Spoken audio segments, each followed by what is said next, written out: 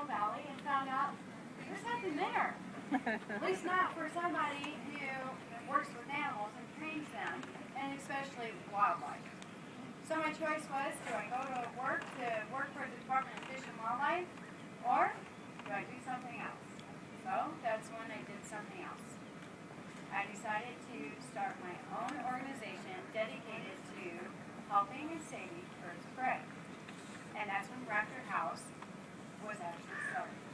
And in 1998, we were a full running rehab center. Now with running a rehab center and being a nonprofit, we worked non-stop. Little did I know all my complaints of working in the zoo and how I was married to the zoo. I didn't realize what a marriage really was until I started my own program. I don't get to take vacation. My vacation is this. I get to know I'm here to teach everybody about what I am so passionate about, and that is birds of prey. Now, let me go ahead and introduce you to one of our small birds. I believe the bird is getting out is the smallest falcon found in North America. It is called the American kestrel, but you may know it as the sparrowhawk. I can remember growing up only knowing that bird as the sparrowhawk, thinking it was actually a hawk and not really a falcon. Well, it's actually a falcon. It's the smallest falcon. How do we know he's a falcon? Well, as he goes by, notice the shape of the beak. He has the notch in the beak, which is called the falcon tooth. They use that to sever the spinal cord of its prey.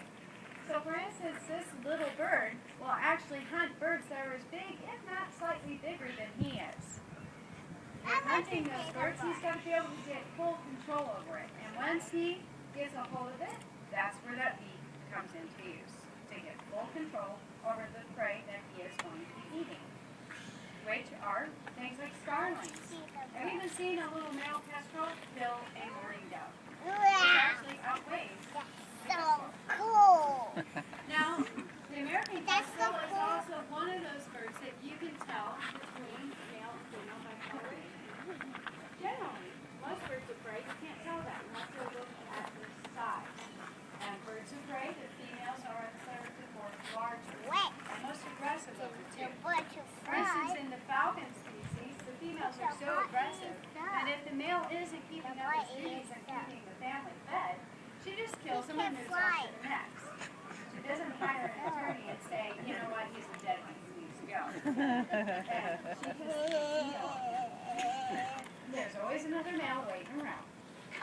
So, with that being said, generally that's how you tell the difference. And when I get in, say, a red-tailed hawk that's a youngster, if I weigh that bird, I can pretty much figure out by looking at the feet, looking at the size of the bird, and also the weight, to be able to tell whether it's male or female, because they look the same. But with the kestrel, that's different. Males have blue wings and females have brown. So we can tell whether it's male or female just by looking at the coloration. Now, there's a small few other birds of prey that are like that, such as the northern harrier. The northern harrier, the males, as an adult, are silver in color, and females are brown with a white butt or rump patch, basically. That's how you tell for that particular bird. And also your accipiter birds, such as your creepers hawks, and your sharpshins can show some difference in coloration as well. But the American kestrel is by far the biggest one to be able to tell the difference.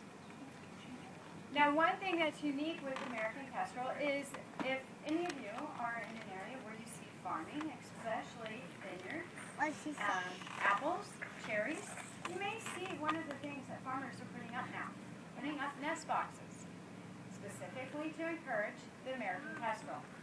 Why is that? Well, the kestrel eats the small birds that damages the soft fruit.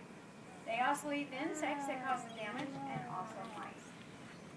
So they are protecting in a natural way by farmers encouraging them to actually nest in that area. Pretty amazing. Keeps us from having to use harsh pesticides and rodenticides and use from killing raptors accidentally.